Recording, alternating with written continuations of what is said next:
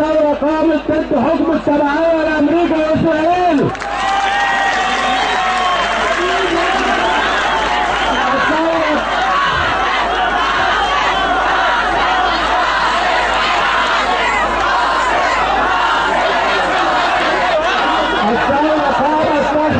من كان يقول ان 99% من الاوراق في ايد امريكا لتقول ان 100% من الاوراق في ايد مصر والشعب العربي. الثوره قامت لتكنس من كان كنز استراتيجي لاسرائيل.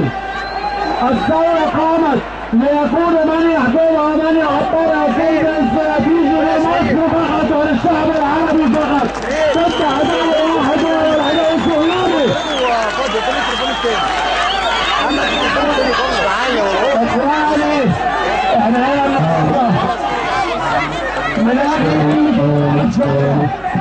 اجل دم مصاب الثوره ومن اجل الثوره نفسها. الثوره لم تكتمل بعد، الثوره قائمه والثوره مستمره حتى يجد من يحقق اهدافها. وانا مطمن هذا الشعب ارادته هي التي ستنتصر. هذا الشعب هي ارادته التي ستسحق كل من يعتناها. هذا الشعب هو من سيحقق من يطلق عليهم بالثوره المضاده. اخواني 25 يناير بنأكد استمرارنا وبنأكد ان الثوره مستمره. والسلام عليكم ورحمه الله وبركاته.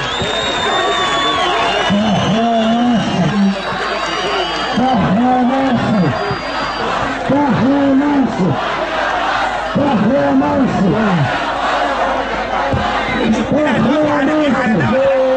تحيا مصر. كانت مختلفة، بس أنا بقول إن هم نفس طريقة الشباب اللي قاموا بثورة 23 يوليو، هم نفس طريقة الشباب اللي قاموا بثورة 25 يناير، فرق بس الأدوات.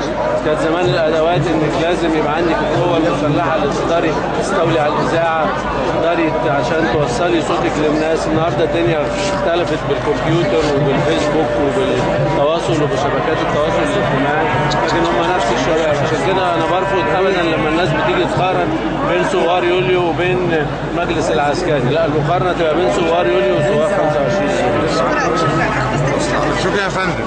شكرا.